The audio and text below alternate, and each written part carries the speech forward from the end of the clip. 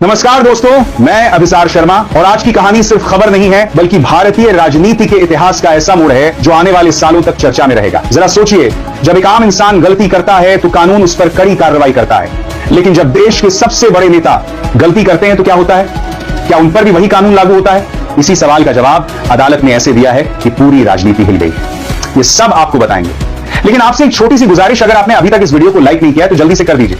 ये चैनल गोदी मीडिया नहीं है, यहां सिर्फ सच बोला जाता है और सच सुनना हर नागरिक का हक है। और हां, कमेंट में जरूर बताइए कि आप हमें कहां से देख रहे हैं, बिहार, यूपी, दिल्ली, आंध्र प्रदेश या फिर विदेश से।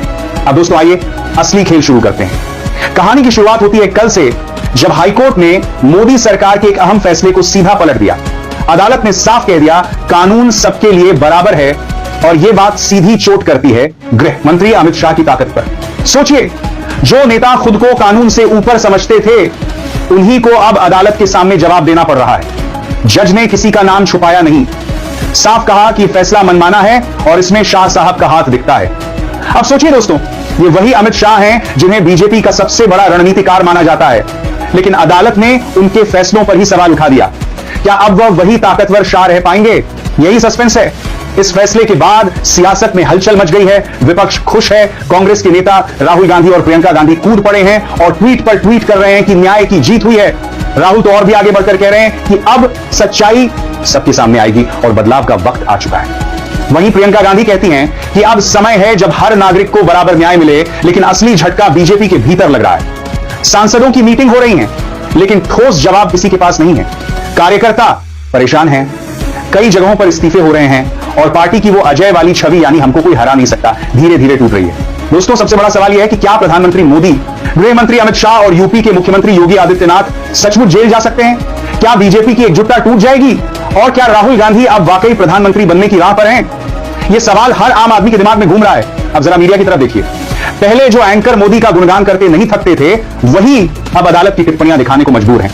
उनकी आवाज जो पहले जोश से भरी होती थी, अब थोड़ी हकलाती और सतर्क हो गई है। जैसे उन्हें भी पता है कि जनता अब सब देख रही है। सोशल मीडिया पर जस्टिस फॉर ऑल और राहुल फॉर पीएम जैसे ट्रेंड्स चल रहे हैं। दोस्तों, ये हालात हमें याद दिलाते हैं 1975 के उस समय की, जब इंदिरा गांधी का चुनाव अमान्य घोषित हुआ था और पूरा सिस्टम हिल गया था। फर्क बस इतना है कि उस समय निशाने पर इंदिरा थी और आज निशाने पर मोदी, शाह और योगी हैं। अब बात करते हैं बीजेपी की अंदरूनी हालत की।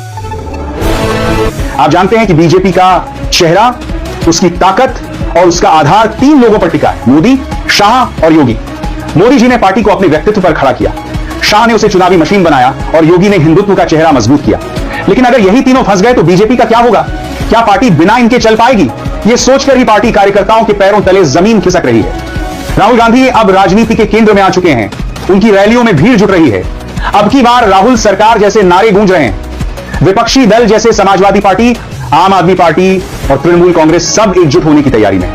नीतीश कुमार और चंद्रबाबू नायडू भी विपक्ष की ओर झुक रहे हैं। अरविंद केजरीवाल कह चुके हैं कि कांग्रेस का समय है और हम उनका साथ देंगे। दोस्तों, इस फैसले का असर केवल भारत तक सीमित नहीं है। अमेरिका कहता है कि हम भारत की न्याय व्यवस्था का सम्मान करते हैं। यूरोपियन यूनियन कहता है कि लोकतंत्र में अदालतें स्वतंत्र होनी चाहिए। रूस मोदी का समर्थन कर रहा है और चीन चुप है। सोचिए, पूरा विश्व देख रहा है कि भारत में नेतृत्व किसके हाथ जाएगा। क्या यह बदलाव हमारे अंतरराष्ट्रीय रिश्तों को भी बदल देगा? अब जरा उत्तर प्रदेश की राजनीति पर नजर डालिए।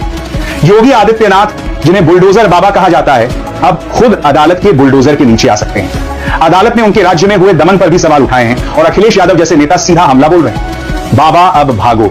अब एक और बड़ा सवाल, क्या यह फैसला आने वाले लोकसभा चुनावों को प्रभावित करेगा? क्या बीजेपी की सीटें कम होंगी? क्या हिंदुत्व का मुद्दा पीछे छूट जाएगा और असली मुद्दे जैसे बेरोजगारी, महंगाई और किसान आंदोलन फिर सामने आ जाएंगे?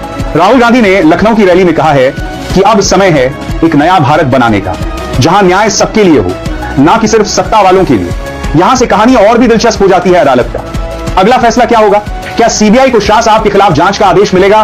क्या मोदी जी को अदालत में बयान देना पड़ेगा? क्या योगी जी को इस्तीफा देना पड़ेगा? सोचिए दोस्तों, अगर ऐसा होता है तो भारतीय राजनीति की तस्वीर हमेशा के लिए बदल जाएगी। दोस्तों, अब असली सवाल यही है कि आगे क्या होगा। अदालत ने जब साफ कह दिया कि सरकार का फैसला मनमाना था और उसमें शाह साहब का हाथ दिखता है, तो क्या सीबीआई और ईडी जैसी एजेंसियां अब सचमुच कार्रवाई करने की हिम्मत जुटाएंगी, या फिर वही पुराना खेल होगा? एजेंसियां विपक्ष पर टूट पड़ेंगी और सत्ता पक्ष को बचा लिया जाएगा। यह बात हर किसी के दिमाग में घूम रही है। अब मोदी सरकार की मुश्किलें और भी बढ़ गई हैं। जो प्रधानमंत्री हमेशा कहते थे कि हमारी सरकार पारदर्शी है, अब उसी पारदर्शिता का आईना उनके सामने आ खड़ा हुआ है। योगी आदित्यनाथ, जो बुलडोजर बाबा कहलाते हैं, आज खुद बुलडोजर के निशाने पर आ चुके हैं। अदालत ने उनके दमनकारी फैसलों पर सवाल उठाए हैं और विपक्ष तो जैसे मौका ढूंढ रहा था। अखिलेश यादव ने कहा, अब कानून का बुलडोजर तुम्हारे पीछे है। अब बात करते हैं जनता की। दोस्तों, आम लोग सबसे ज्यादा परेशान अपनी रोजमर्रा की जिंदगी से हैं। बेरोजगारी, महंगाई, किसानों की हालत, महिलाओं की सुरक्षा, शिक्षा और स्वास्थ्य। मोदी सरकार ने बड़े बड़े वादे किए, मेक इन इंडिया, आत्मनिर्भर भारत, $5 ट्रिलियन की अर्थव्यवस्था, लेकिन जमीनी हकीकत अलग है। बेरोजगार युवा आज भी दर दर भटक रहे हैं, किसान कर्ज में डूबे हैं, महंगाई ने आम आदमी की कमर तोड़ दी है और अब अदालत का फैसला इन सारी नाकामियों को और खुलकर सामने ला रहा है। यही वजह है कि राहुल गांधी जनता की नजर में उम्मीद की किरण बनते जा रहे हैं। उनकी भाषा सरल है, मुद्दे सीधे हैं और वह भ्रष्टाचार के खिलाफ खुलकर बोल रहे हैं। युवा पीढ़ी जो पहले मोदी जी से प्रभावित थी, अब धीरे धीरे राहुल की ओर झुक रही है। उनकी रैलियों में भीड़ उमड़ रही है और सोशल मीडिया पर राहुल फॉर पीएम ट्रेंड कर रहा है। लेकिन दोस्तों, राहुल गांधी की राह आसान नहीं है। कांग्रेस के भीतर भी कई दावेदार हैं। पुराने नेता खुद को प्रधानमंत्री पद के लिए योग्य मानते हैं। राहुल को सोनिया गांधी की छाया से निकलकर स्वतंत्र फैसले लेने होंगे। अगर उन्होंने वही पुरानी राजनीति अपनाई तो जनता उनसे भी निराश हो जाएगी। याद रखिए, जनता बहुत होशियार हो चुकी है। अब जरा मीडिया की ओर देखते हैं। वही मीडिया जिसने सालों तक मोदी का गुणगान किया, वही अब अदालत की टिप्पणी दिखाने को मजबूर है। टीवी स्टूडियो में बैठे एंकर जो हर रात विपक्ष को गालियां देते थे, आज खुद सवालों से घिरे हैं। उनकी आवाज पहले जैसी बुलंद नहीं रही, बल्कि हकलाने लगी, क्योंकि अदालत के सवाल से कोई बच नहीं सकता। विदेश नीति पर भी असर दिख रहा है। अमेरिका ने कहा है कि वह भारत की न्याय व्यवस्था का सम्मान करता है। यूरोपियन यूनियन ने साफ कहा है कि लोकतंत्र में अदालतें स्वतंत्र होनी चाहिए। चीन ने चुप्पी साध ली है और रूस मोदी का समर्थन कर रहा है। लेकिन सबको पता है कि भारत में अगर नेतृत्व बदलता है तो विदेश नीति में भी बड़ा बदलाव होगा। मोदी जी की विदेश नीति ज्यादातर व्यक्तिगत रिश्तों पर टिकी रही है, जबकि राहुल गांधी का दृष्टिकोण पूरी तरह अलग हो सकता है।